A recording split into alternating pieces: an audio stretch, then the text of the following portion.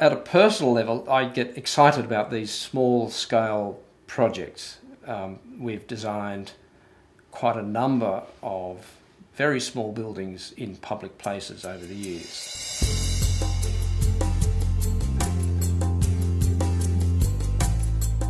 I'm Philip Leeson Architects.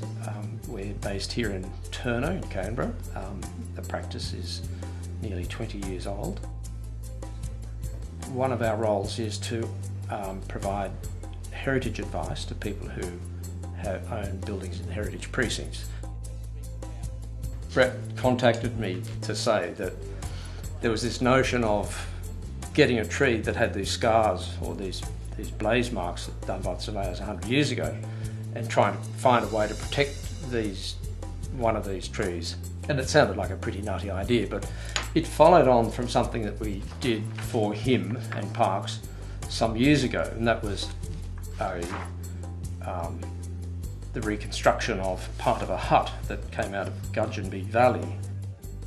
That became a really exciting job for Brett, and it picked up on the language of the visitor centre, but also the traditional language of a hut. And so when this tree proposal came along, he imagined or thought that we could do something along similar lines. The issue is that we're dealing with a tree that's maybe 5 or 6 metres long. And you think, well, how can you make a building that will shelter this, provide shelter and allow people to witness it and have it explained? We even toyed with the idea of lying the tree down as if it were lying in state, and that was a bit of a joke within the office here, but one that, we're dealing with a dead tree, not a live tree, and it seemed to have a rationale for considering it that way. Brett didn't take to that. In the end, Brett and others convinced us that standing the tree up as if it was still, well, not alive, but true representation of a tree as it stood back then with the blaze vertically shown, that was the appropriate way. So how do you make a building that will shelter something that's 5 metres tall when you consider that the Gudgeonby in a hut building is maybe only 3 metres?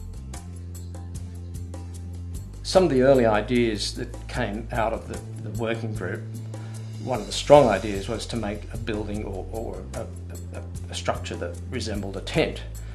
I didn't want to be that literal in the interpretation of this. I felt that it needed to do more than just look like a big tent with a dead tree sitting in the middle of it. It had to be something that was interesting enough to draw people to it, to look at the thing.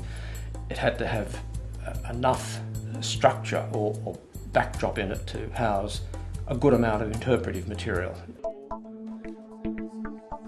Initially, we came up with an idea of a building that had a combination of a backdrop to provide